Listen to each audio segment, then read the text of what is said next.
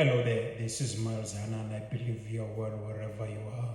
Hear me, as a leader, sometimes you find yourself being in a situation of compromise that sometimes when you try to do the right thing, it can be interpreted wrongly because we are dealing with people. Things understand them in a different form, which is their religion has really affected the way they perceive and the way they see certain circumstances. There are things that are right that you'll end up not doing to avoid the misinterpretation. Sometimes people will think that you like to keep yourself in a distance, but you are avoiding certain misinterpretations. Sometimes avoiding the right thing, you may end up being seen as a person who's cold or who's unfriendly.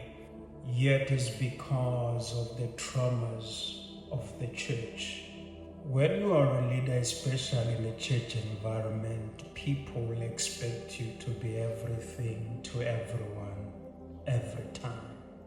People are not aware of how the environment can be so judgmental. I stopped certain gestures in church not because they are bad, not because they are not supposed to be there, but simple embrace get twisted into a weapon. People have a deep resentment and hatred towards someone that you will seem like you are embracing, maybe because of the activeness in the ministry, the activeness in the organization.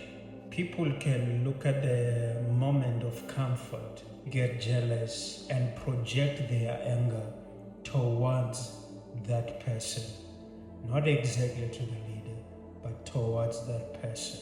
Understand, as a leader, people, they always want to make choices for you, not because they don't trust your judgment, because sometimes people, especially those whom you lead, they always want the best for you. Think about how wild that is. A place that's supposed to be overflowing with love can be a place of petty jealousy. I sometimes feel like in the church environment, sometimes jealousy wears the crown, or is the crown of certain individuals. Because we crown bitterness, we crown hatred, crown gossip, we crown rivalry, all while we are wearing our Sunday best.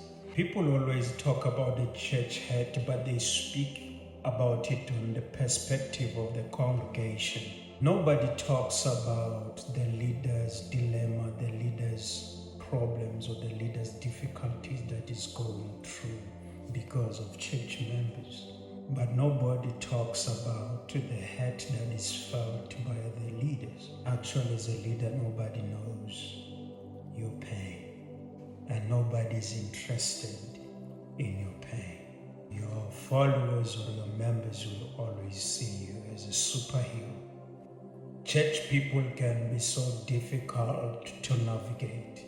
You want to pour out love, but you have to calculate that love on how the onlookers are going to interpret it. Sometimes you don't just protect your flock from the world, but you protect your flock to each other. They can really devour each other. If you are a leader carrying this unseen burden, I see you. You are not crazy to set up boundaries for yourself and for others. Listen, people, your leader is also a human too. Let's stop hatred to rule the pews. Sometimes you must think about the needs of others and forget about yours. Being a leader is not just glitz and glamour. It's a sacrifice, because you have to deny yourself and make sure that others are ahead, are on top. Otherwise, keep winning, succeed, and prosper in life.